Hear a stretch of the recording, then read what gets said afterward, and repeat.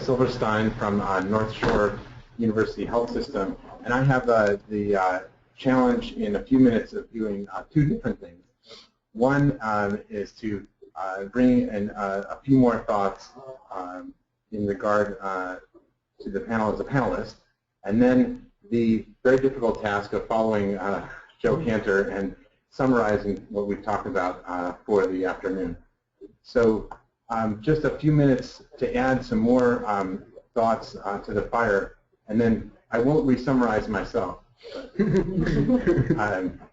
So we've seen informatics and predictive analytics changing our world, and this is really what we're calling for in medicine.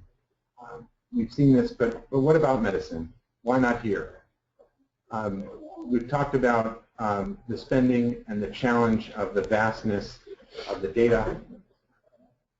We focused on the very difficult problem of what a friend of mine calls qualitative medicine as opposed to quantitative medicine. And really the difficult challenge of the clinician with information of many kinds, but not as much support in making the right decisions as we would like to see. We think that the computer systems and data, well constructed, can be a tremendous support to individuals. And this comes from a paper by Chuck Friedman pointing out to us that the fundamental theorem really in this field of biomedical informatics is that the individuals working with the data and the computer systems are more effective than the individuals working by themselves. Ultimately, our great challenge is to take and identify patients that appear to have the same diagnosis and sort out in more detail with vast numbers of patients the real differences between them, whether they are responders or they have toxicity to various therapies, or they just don't respond and therefore we're wasting effort. This can only be done with very large numbers of data because virtually everything becomes a rare disease when you start to break it down into these sub and subgroups. We are seeing a tremendous adoption of EMRs, but this is only the first part of the picture. We need the more advanced tools, and I'm just going to mention a few. One each that we were working on, or actually each that we have deployed at North Shore.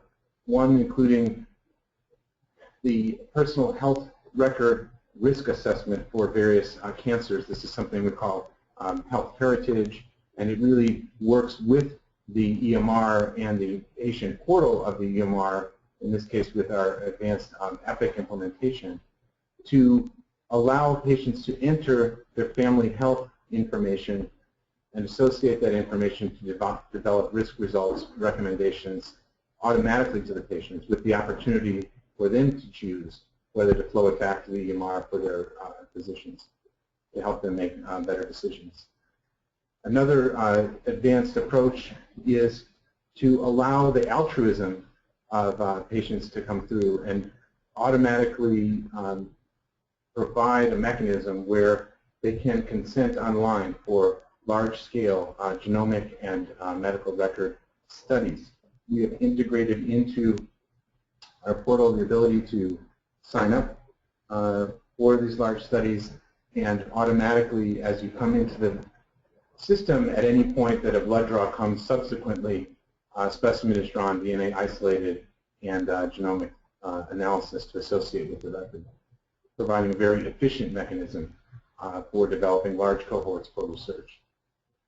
We're also working on, with a colleague, Bruce Schatz in Urbana, on evaluating and validating very detailed assessment from software in smartphones. The great sensors that we have carrying with us everywhere all the time that we're not yet making full advantage of.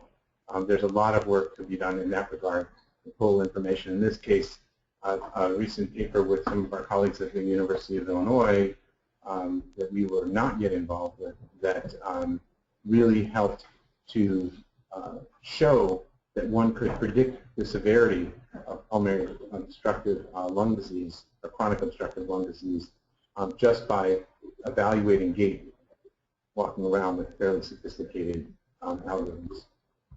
So we are seeing, Joe and others talk about commercialization. We are seeing tremendous amount of increase in commercialization and deals in this field. This is from Startup Health, which tracks the digital health deals, and there's just a tremendous increase. We're now seeing a drop-off of the number, but larger deals are happening, and this is a natural maturation of the industry from fledgling to more stable, larger deals coming, and the total volume increasing. We've seen this IOM report before, but I just wanted to emphasize that the learning health system is defined there as a system that is generated to apply the best evidence to drive the process of discovery as a natural outgrowth of patient care, and that's what this is all about. We've seen the core values. I'm just going to mention two other networks that we're actively involved in. One is, again, one of the CDRNs, so the PedsNet that was described is a CDRN, which is this PCORI type of network.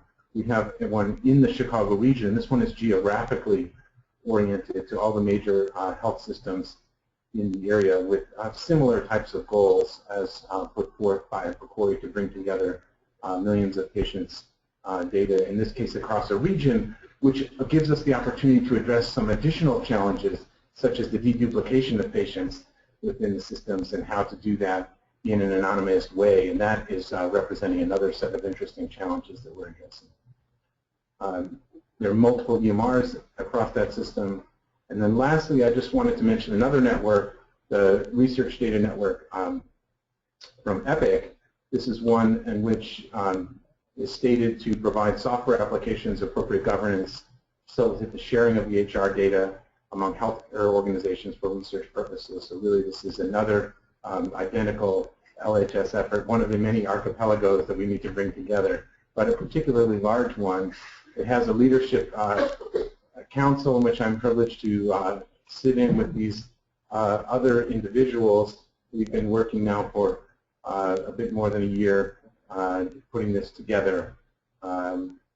Interestingly, it's adopted many of our core principles, and actually you may have noticed it was Epic was one of the endorsers of the core principles, and really with these fundamental sub-goals in terms of de-identified queries across the entire community, and then collaborative data sets for specific studies, again, very focused on our same activities. So now I'm going to switch gears, and what I'm going to do at this point is, thank you. I'm going to switch gears, and what I'm going to do is just, besides myself, I'm going to summarize what we've heard this afternoon in a few minutes as best as I can. I think to start out, I'd say this has really been a tremendous tour in a very short period of time. We started out with Joe Cantor welcoming us, and we again in turn thank him for his dedication and support to the Learning Health community. Josh Rubin opened up the meeting, introducing all these amazing experienced panelists, and reminded us that we waste more in healthcare than we spend in education, and also that insane is defined as doing the same thing and expecting different results. He described the need for one infrastructure for patient public health research, engagement, and clinical care, so we're not reinventing the wheel every time. And he reminded us even the premier scientists acknowledge that clinical trial enrollees are not necessarily representative sample of the population. He reviewed for us many of the LHS principles, and what we'll hear again, that the ONC has put the preamble of the LHS principles in the federal government's 10-year plan. And he summarized with a poem none of us can forget that starts with "Someone said it couldn't be done," and ends with "Tackle the thing that couldn't be done, and you'll do it." So that was very inspiring, and it was followed by Ahmed Gori, who talked to us about that difficult word called operationalization, which he defined as the process and steps taken to actually deploy an abstract concept, not to be taken lightly, I would add. He described that it philosophically starts with SMART goals that are specific, measurable, attainable, relevant, and timely, and highlighted a series of Institute of Medicine reports which identified the many needed activities to operationalize the LHS. He talked with us about vision, who should lead. He talked to us about data utility, the key issues around business models, and incentives that can prevent exchange even when it's technically feasible. Talked with us about the vast variety and kinds of data, systems engineering, and how to measure and articulate the effectiveness, how essential it is that we prioritize the questions and disseminate to physicians. Dr. Richard Tannen described to us his team's rigorous examination of the GPRD database in the UK, and focusing on the question, can an EHR database produce valid outcomes research? And is the analysis sufficient to get real answers? And I think after some high-level description of unrecognized bias and unintended confounding, I think the answer is generally yes, that we can overcome bias. And he described a particular analytic technique called the PERR correction, or the prior event rate ratio, that he described as proof of principle. And he offered us that if we can create data that has the features of the GPR database at scale, that we can transform healthcare. We may need some new methodologies, but we can do it if we get that kind of robust and what I would say sushi quality data. Charles Bailey used his developmental analogies to describe the development of FeedsNet, and he described it as a conscious effort to build a collaborative pediatric learning health system. He described over 4.5 million patients, the vast components of the data, and increasingly including finer detail across 8 health systems. He described a very pragmatic approach with collaborations leading to approaches to get to massive parallelization and making possible tremendous efficiency in clinical trial recruitment, and while still remaining with a pragmatic focus. Again, he emphasized not reinventing the wheel with each study. He also showed us some specific retrospective simulated trials, similar to the approach Dr. Tannen outlined, showing we can get similar results between randomized clinical trials and real-world effectiveness. Richard Singerman showed us a live web demo of our project focused on the dissemination of information, an essential component of the LHS. Tool focused on community health workers' needs and workflow. And while made for community health workers, the resources are validated for a very high information quality standard and made searchable, and supporting mapping and detailing of community resources, ultimately enabling crowdsourcing of community health resources. Landon Bain from CEDIS described to us the Estelle initiative of the learning health community with the 5 steps of a learning cycle, including data aggregation, transformation, analysis, inference, and guidance to providers, looping back to generate more data. He described CEDIS' role and others in the aggregation and transformation steps. Holt Anderson presented the other LHC initiative, the policy and governance activities. Like Estelle, ultimately coming out of the LHS Summit.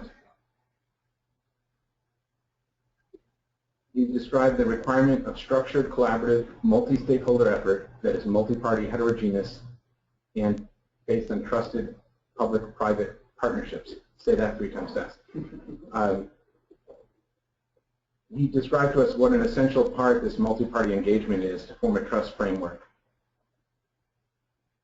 He also reminded us that governance is essential and that ONC recognized the LHS value and leadership in its shared nationwide interoperability roadmap connecting healthcare for the nation. Janet Archibroda informed us about the Bipartisan Policy Center established in 2007 and gave us a whirlwind tour of the policy initiatives in play right now, likely to get done this year. It's all about the data. And she also pointed out other initiatives moving through Congress at tremendous pace to focus on issues in regard to security and privacy and accelerating medical innovation as well. And finally, and I think most compelling of all, and tough to follow, we heard from Joe Cantor, who is not dissuaded and remains confident that we can together develop the largest data set with both transparency and competition in healthcare.